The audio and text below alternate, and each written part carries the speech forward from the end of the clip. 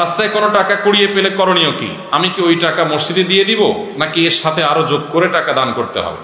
আমাদের দেশে অনেক মাসআলা আগের যুগের মুরব্বীরা বানাইছেন, সৎ উদ্দেশ্যে অসৎ কাজ করছে, সৎ উদ্দেশ্যে অসৎ কাজ করছেন, নেক উদ্দেশ্যে জাল হাদিস বানাইছেন। এরকম অনেক বিষয় আছে।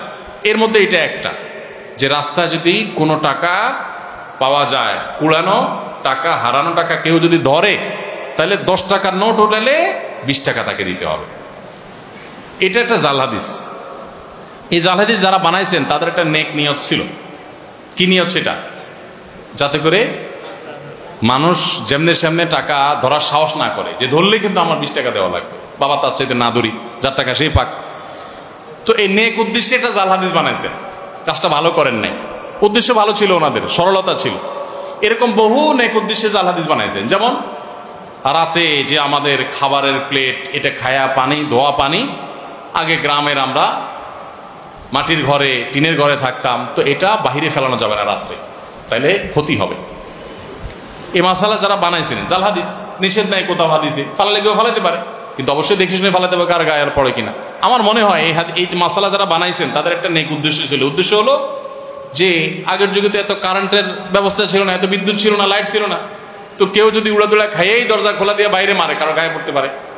পোলাপান যেন এই কাম না করে, যেন বলছে খবরদার এটা ফালানো যাবে না, ক্ষতি হয়ে যাবে।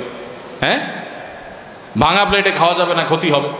ভাঙা প্লেটের ভাঁজে ভাঁজে হয়তো ওইটা হয়তো কোনো প্লেটের দোকানদার হাদিস বানাইছে, যাতে করে ঘন ঘন প্লেট বিক্রি হয়।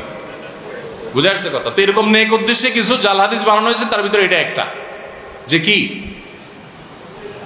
10 টাকা কুড়ায় পাইলে সাথে আর 10 টাকা দিতে হবে, এরকম কোনো কথা আসলে কোরআন হাদিসে নাই।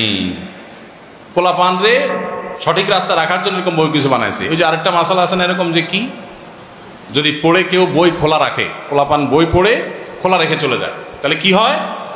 শয়তানে পড়ে। শয়তানে পড়লে তো ভালো, শয়তান মানুষ হয়ে গেলে তো এটাই চাই আমরা, শয়তানে পড়লে তো ভালোই।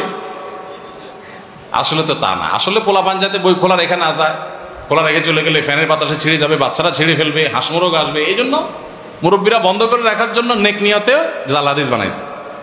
বুঝে আসছে কথা? এরকম বহু দৃষ্টান্ত আছে, শত শত মাসালা আছে এরকম, যে ভালো উদ্দেশ্যে জালটা তৈরি করছে। রাতে হাত পায়ের নখ কাটা ঠিক না, কাটালে ক্ষতি হয়। আসলে কোরআন হাদিসে কোথাও নিষেধ নেই, কেউ চাইলে কাটতে পারে, কিন্তু নিষেধ করছে কেন? হয়তো বা এই জন্য নিষেধ করছে যে আগে তো এত কারেন্টের লাইট ছিল না, আলো অন্ধকারের মধ্যে কাটবে, পোলাপেন হাত পা কেটে ফেলবে, এই জন্য যার না কাটে, দিন আলো দুজন কাটে, এটা জাল হাদিস বানাই দিস।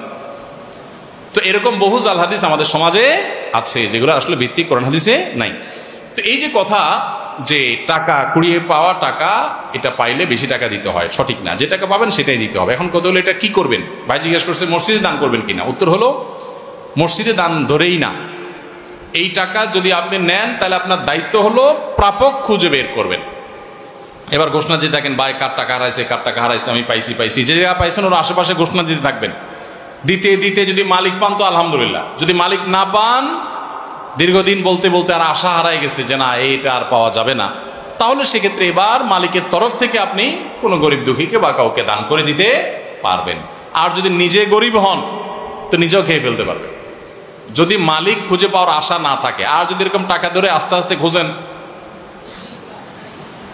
ভাই কারোর টাকা হারাইছে কিনা, ভাই কারোর টাকা হইল, টাকা হারাইছে কিনা কারোর, এভাবে কয়েকবার বলেন, বলছি কেউ তো বলে না, তাহলে আমি খাই ফেলাই, সেটা কিন্তু জায়েজ হবে না।